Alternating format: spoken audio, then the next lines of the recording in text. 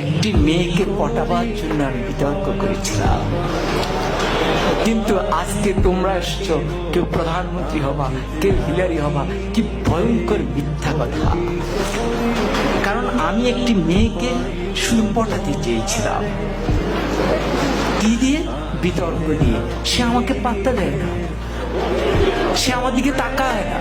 আমি তখন অষ্টম শ্রেণীতে পড়ি, শুধু তার দিকে একবার তাকাবো, কি সেই কৌশল, কিন্তু সে তাকায় না। পরে ভাবলাম বিতর্ককে আশ্রয় করি, সেখানে যদি দাঁড়ায় তাহলে মেয়েটি মনে হয় আমার দিকে তাকিয়েই থাকবে। এই আশায় আমি বিতর্ক করেছিলাম।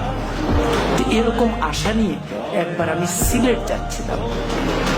তখন আমি আর অষ্টম শ্রেণীর বালক নই, এয়ারপোর্ট স্টেশন থেকে উঠেছি। তো যাওয়ার সময় ট্রেন, সকালে সিলেটের ট্রেন, আমি উঠলাম। উঠে আমার সিটে গেলাম, দেখি আমার একটি সিট, সামনে আরেকটি সিট, মানে ডাবল ডাবল না। পরে কেউ আসে না, পরে একটি মেয়ে আসলো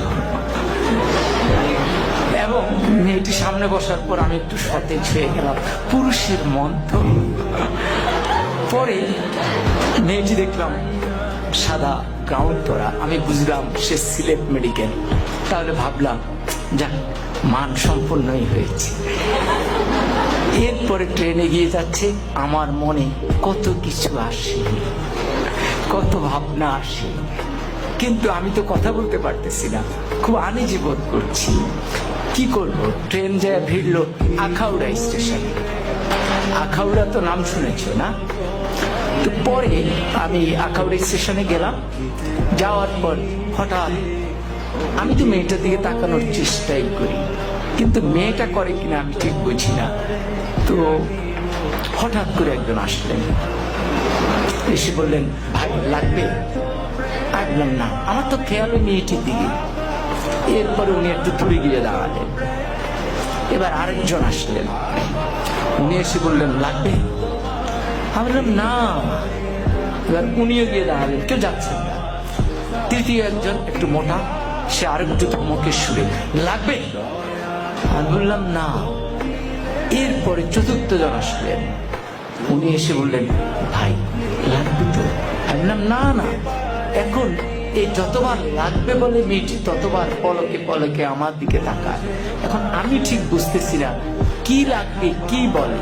পরে আমি একটু উত্তেজিত হয়ে চারজনকে ডাকলাম, কি সমস্যা, কি লাগবে? আপনারা চারজনই আমাকে ঘিরে দাঁড়িয়েছেন আমার জানালার সামনে।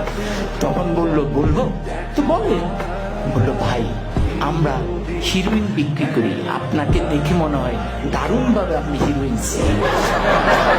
ফলে যে মেয়েটির কাছে আমি এয়ারপোর্টের সামনে নায়ক হয়ে উঠলাম, আখাউড়ায় হয়ে গেলাম হিরোইনসি, বাকি সময় আমি আর তার দিকে ভুলেও তাকাইনি। কিন্তু মেয়েটি ওই হিরোইনসি বলার পর যে মুচকি হাসি দিয়েছে, সে হাসিটি আজও আমি ভুলিনি।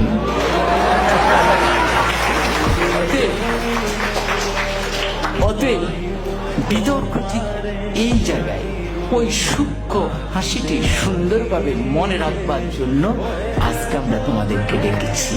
জোর করে মেয়েটিকে উঠিয়ে নেওয়ার জন্য নয়, তার ওই সুন্দর হাসি নিয়ে আমি আমার জীবন পার করে দিচ্ছি।